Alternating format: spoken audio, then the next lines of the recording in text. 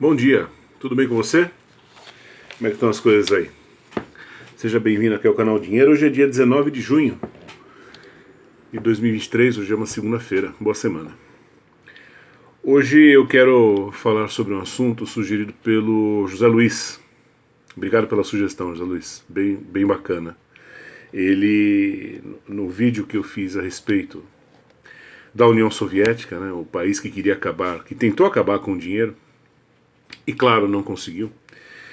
O José Luiz fez uma sugestão de falarmos a respeito da Revolução Francesa e as suas consequências econômicas até hoje. É interessante porque a Revolução Francesa, José Luiz, a gente normalmente tem a impressão de que... Bom, vamos começar do começo, né? Nós vivemos no mundo da Revolução Francesa, nós vivemos no mundo construído pela Revolução. Você sabe que uma coisa curiosa, os historiadores, os profissionais, né, do ramo, eles não se referem à Revolução Francesa como Revolução Francesa. Eles se referem à Revolução Francesa apenas como Revolução com R maiúsculo. Ela é a mãe de todas as revoluções. Então, até nesse vídeo mesmo, eu vou, para poupar um pouco de saliva, eu vou me referir à Revolução Francesa como simplesmente a Revolução. Tá? Todas as outras, tudo que aconteceu depois foi variações do mesmo tema, praticamente. Então, a Revolução ela é tida como um divisor de águas no mundo da política, né? Essa coisa de nós termos uma república e os três poderes e etc. Normalmente é um enfoque muito político, né, da questão, da história. Só que, na verdade, José Luiz, sim, tem muitas consequências até hoje, econômicas, eu quero dizer, não apenas políticas, né? E são consequências bem, bem ruins, infelizmente. Para a gente entender o que aconteceu ali e o que nós herdamos dos revolucionários, a gente precisa voltar até mais ou menos 1790, talvez 91. Na época, os revolucionários assumiram um governo já meio com problemas, né? O governo, o antigo regime estava passando por problemas de caixa, né? O rei da França, ele estava lá devendo meio que os tubos, porque era a vida de todo rei, né? O cara se mete em guerra, enfim, estava tentando ajudar os Estados Unidos na independência em relação à Inglaterra. Então, o governo francês tinha já gasto muito mais do que podia e tinha um rombo no seu caixa. Quando os revolucionários assumiram, muita coisa ruim aconteceu. Claro, muita coisa ruim aconteceu em todos os sentidos, né? Porque foi um show de horrores. Foi uma violência, uma barbárie que até então o mundo nunca tinha visto, nada igual. Mas foi uma coisa ruim principalmente no campo econômico, né? Porque quando o mundo viu a selvageria dos revolucionários, o mundo pôs o pé no freio em relação à França, falou, não, peraí, pô, eu não vou fazer negócio com um país desse, né? Um país que comete esse nível de barbaridade contra os seus próprios reis. Então o mundo meio que se distanciou da França no primeiro momento, né? Porque pegou muito mal, a verdade é essa, né? A França, ela se sujou no mercado de uma maneira muito pesada, muito difícil de limpar, José Luiz, porque, enfim, foi um reino de arbitrariedades, né? E a gente já conversou aqui sobre o quanto é importante você ser respeitador da lei, né? Se você é um país, se você quer atrair investimentos, você tem que transmitir segurança jurídica. E convenhamos, Robespierre e Companhia Limitada podiam transmitir tudo, menos segurança jurídica, né? Então, os revolucionários já assumiram um governo com muita dificuldade. Por quê? Porque eles não tinham o mesmo crédito que o rei tinha para administrar as dívidas e etc. E, no entanto, elas precisavam ser administradas, precisavam ser roladas, pelo menos, né? O que eles fizeram? O que todo revolucionário faz, né? Tem uma ideia de gênio.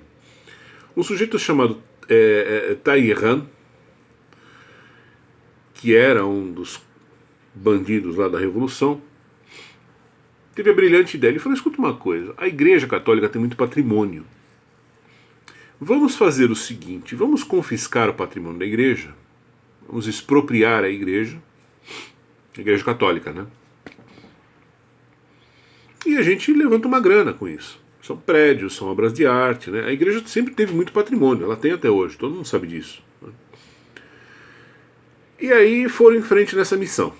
Expropriaram a Igreja Católica, confiscaram todos os bens, enfim, aquilo que você pode imaginar de um governo revolucionário em relação à Igreja Católica. Basta ver no mundo, até hoje isso acontece, né? E de repente os revolucionários se viram da noite para o dia com um monte de imóveis, obras de arte e tal. Só que isso não resolveu muita coisa, José Luiz, porque era uma situação assim, valia, mas não valia. Por exemplo, o Bill Gates tem um patrimônio, sei lá, 100 bilhões de dólares, né? Esses 100 bilhões de dólares são ações da Microsoft, não é isso? Experimenta ele colocar esses 100 bilhões de dólares à venda, esse lote de 100 bilhões de dólares à venda, numa tacada só. Ele não vai vender. Ou ele vai vender por 10 bilhões, porque é um lote muito grande, é oferta e procura. Não tem como, né? A mesma coisa aconteceu lá na época, na Revolução. Os revolucionários franceses, eles falaram: caramba, e agora, né? O que a gente faz? Porque se a gente botar esse monte de imóveis à venda numa tacada só, nós não vamos levantar nada de dinheiro. Aí eles inventaram uma coisa que hoje nós poderíamos chamar de fundo imobiliário, mais ou menos.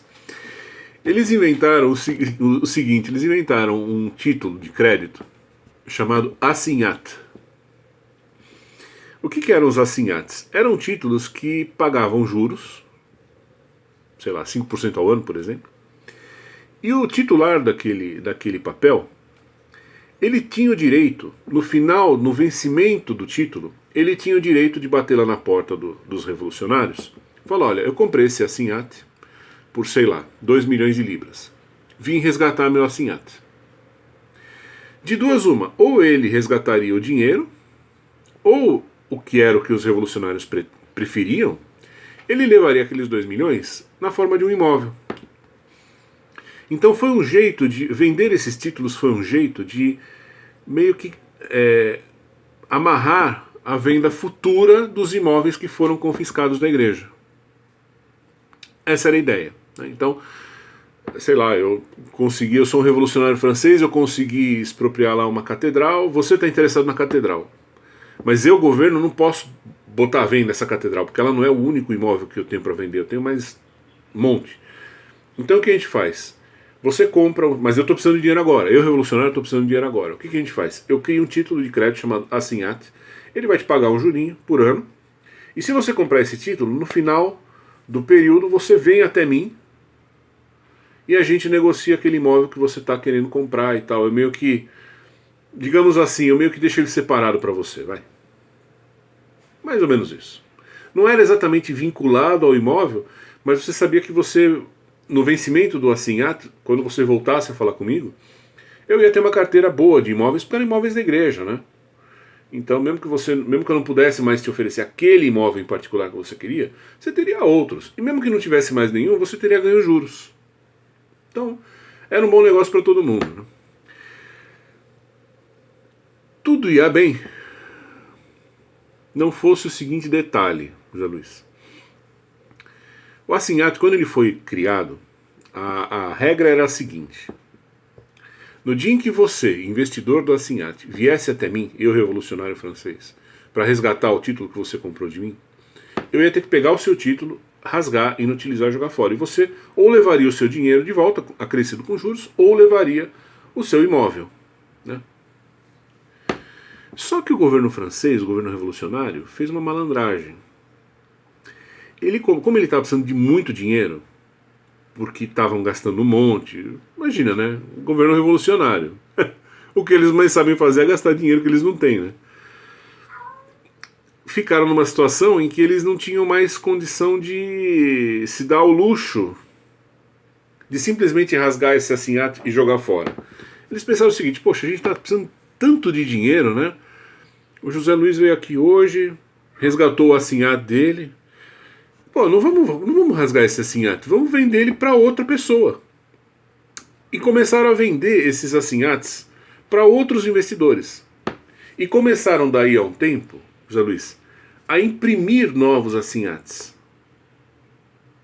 Então, o que era um título de crédito, o que nasceu como um título de crédito, se transformou numa moeda. De repente, o governo revolucionário estava lá na impressora, imprimindo assinhate em valores absurdamente altos, né? E vendendo esses assinhates para as pessoas. E esses assinhates, uma vez dentro da economia, eles se transformaram em moeda. Eles viraram a tal da moeda revolucionária, né? Só que, como sempre acontece, quando você tem um monte de papel pintado sem lastro nenhum na economia, o que acontece? Começa a inflação. E quando começa a inflação, o governo aumenta o ritmo de impressão do papelzinho colorido. E aí é uma corrida rumo ao precipício, quer dizer, a inflação vai subindo, o estoque de papel pintado vai subindo, isso vai terminar muito mal, como terminou, tá? Chegou no fim, eles tiveram que resgatar os assinhates, tocaram fogo em tudo, eles tocaram fogo para provar que eles estavam pondo fim no assinhate, já Luiz, eles destruíram até as impressoras, em público, levaram as impressoras para o meio da praça, destruíram todas para mostrar para o público assim, ó, não vamos mais fazer isso. Não adiantou nada, porque daí, sei lá, um ano eles lançaram uma outra moeda com outra impressora e fizeram repetir a mesma coisa. Mas pra você ter uma ideia de como a coisa ficou feia na França naquela época, quando o governo começou a usar o assinhato como moeda, eles lançaram leis. Por exemplo, se eu chegasse para você, vamos supor que eu tivesse uma dívida com você, eu podia te pagar em moedas de ouro, que era uma moeda corrente na época, ou podia te pagar na moeda revolucionária, que já estava em curso, que era o assinhate, né? Se você me perguntasse assim, André, você vai pagar em assinhate ou moedas de ouro? Eu podia te denunciar, porque era crime você fazer essa pergunta. O assinhate era uma moeda de curso forçadíssimo. Você não podia perguntar para o seu devedor se ele ia pagar em moeda de ouro ou assinhate. Se você perguntasse isso, você era o inimigo do povo já. Você já estava conspirando contra o povo. Era assinhate e ponto final. Esse foi o nível da loucura. O governo revolucionário enfiou isso ela abaixo da sociedade francesa e destruiu a economia. Claro, destruiu a agricultura. Foi um horror. Existem livros e mais livros falando sobre o assinhate, e o triste é que, em geral, eles são assim, né? Cada livro sobre o assinhate é um tijolo, porque é muita coisa, fizeram muita besteira. Só que é curioso, José Luiz, porque o assinhate ele foi o primeiro, digamos assim, o primeiro fiat money, como dizem os americanos, né? A primeira moeda fiduciária do Ocidente. A moeda fiduciária tinha sido inventada na China, se não me engano, mas 2000 anos antes. No Ocidente, quem inventou a moeda fiduciária foi a Revolução. O que é moeda fiduciária? É moeda, fidúcia, confiança, né?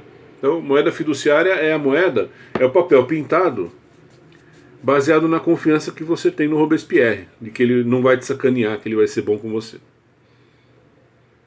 Certo? O Robespierre. Foi a primeira moeda fiduciária do Ocidente. E as consequências disso para os nossos dias, José Luiz? A França ensinou o mundo a trabalhar com moeda fiduciária, que é uma moeda de curso forçado, né? Você não pode se dar ao luxo de falar, não, não quero. Quem inventou essas características jurídicas para a moeda que temos hoje foi a Revolução. Foi aquela turma lá do Robespierre. É uma moeda que não tem lastro, curso forçado, e aí de você se você não aceitar como forma de pagamento, você vai parar na cadeia. Eles inventaram isso. Olha que docinho de coco, de moeda boa que a gente tem hoje, né? E vou além. Parte mais engraçada agora. Qualquer cédula de real que você pegar, não sei se você já reparou, tem o rosto dessa moça aqui. Já reparou nessa moça? Você sabe quem é essa moça aqui, João Luiz? Essa moça aqui se chama Marianne. Sabe quem é Marianne? É a personagem criada pelos revolucionários para simbolizar a République Française, para representar a revolução. Esse personagem aqui, esse rosto, que está impresso na moeda do seu país, que você carrega no seu bolso, este rosto aqui representa a Revolução Francesa.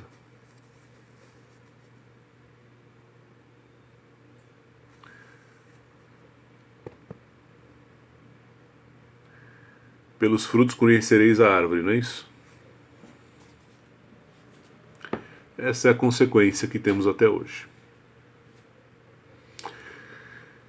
Bem, senhores, por hoje é só, e espero que tenham apreciado alguma coisa do vídeo, tirem alguma coisa de útil dele.